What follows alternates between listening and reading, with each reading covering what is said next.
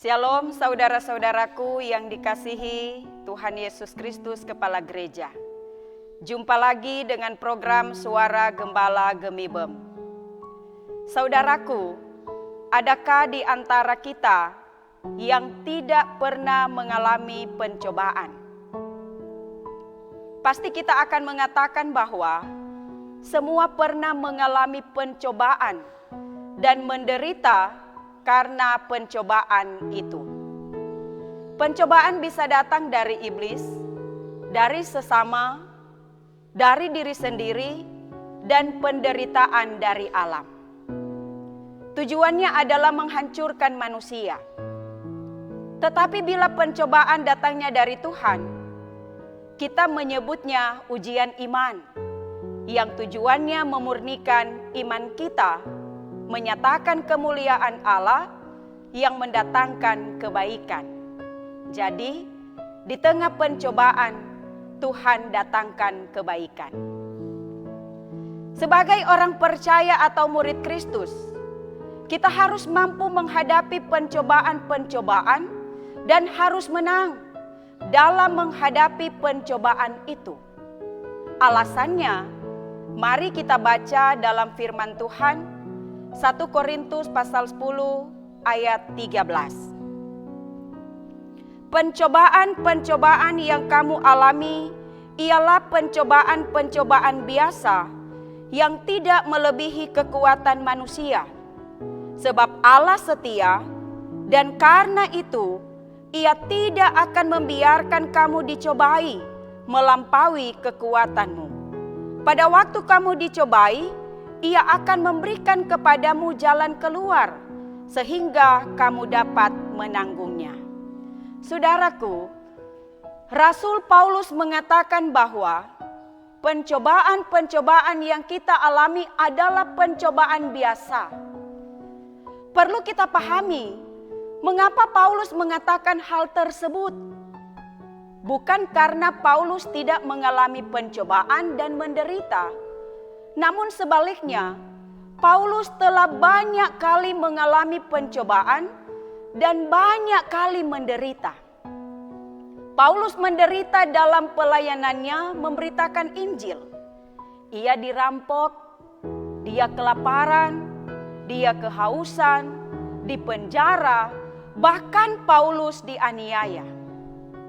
Paulus mengalami penderitaan bukan karena melakukan kejahatan. Ia bukan pembangkang dan bukan seorang penjahat, namun demi memberitakan Injil. Saudaraku, Paulus menganggap semua hal yang dia alami adalah pencobaan biasa yang tidak melebihi kekuatannya. Paulus menyadari bahwa Roh Allah yang tinggal di dalam dia jauh lebih besar daripada segala pencobaan atau penderitaan yang dihadapinya. Dalam Kristus, dia lebih dari pemenang. Nah saudaraku, penderitaan yang kita alami dalam ukuran kita manusia mungkin sudah sangat menakutkan dan membuat kita tidak nyaman. Kita kehilangan orang yang dicintai, kehilangan pekerjaan, gagal dalam usaha, gagal dalam studi, banyak masalah dalam pelayanan, masalah dalam keluarga, mengalami sakit penyakit, dan masih banyak pencobaan-pencobaan lainnya yang membuat kita menderita. Dalam kondisi yang demikian, iblis akan bersorak kegirangan untuk menyerang pikiran kita. Dan bisa saja kita menjadi lemah, tidak kuat, sehingga memilih jalan pintas, melarikan diri kepada cara atau sikap yang tidak disukai Kristus, yang tidak berkenan kepadanya. Nah saudaraku, dalam menanggung penderitaan, menghadapi pencobaan, orang percaya diajarkan untuk bersikap dewasa, menyadari titik lemah dalam diri kita, sehingga mampu melewati pencobaan tersebut. Sebagai pengikut Kristus, yang adalah kepunyaan Kristus, Tidak ada pencobaan yang dapat menimpa kita di luar kendalinya yang mengasihi kita. Penderitaan yang kita alami menuntut respon cepat dan tepat agar kita dapat berhasil dalam melakukan maksud Tuhan. Sekalipun harus diakui bahwa penderitaan dapat saja menekan kita dan membuat kita tidak berdaya. Memang, penderitaan yang terjadi dalam hidup kita tidak sama dengan yang terjadi kepada Paulus. Namun kita mempunyai Tuhan yang sama, yang berlimpah kasih setianya.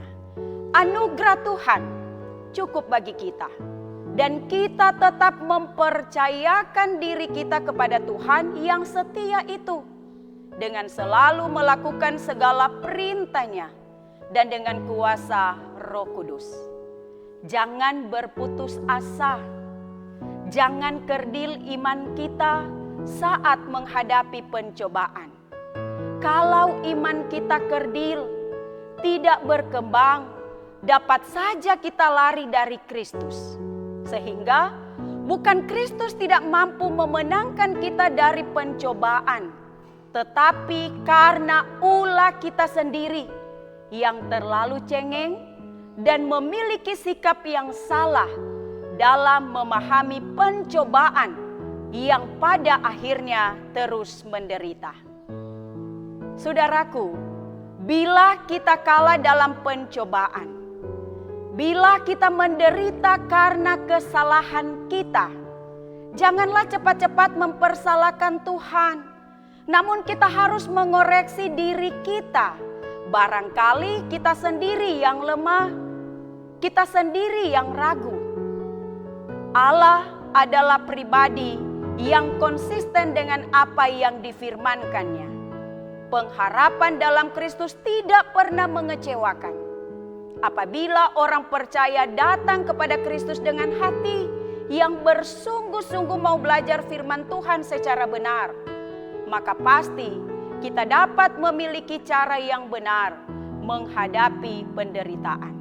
Karena Allah di dalam Kristus akan memberikan kekuatan dan jalan keluar sehingga kita dapat menanggungnya. Datanglah kepada Tuhan yang hidup, Kepala Gereja yang tidak pernah salah memimpin kita dan tidak pernah salah menuntun kita. Allah setia mengutus anaknya Yesus Kristus menderita bagi kita, maka kita pun harus setia dan bersedia menderita bagi Dia. Amin.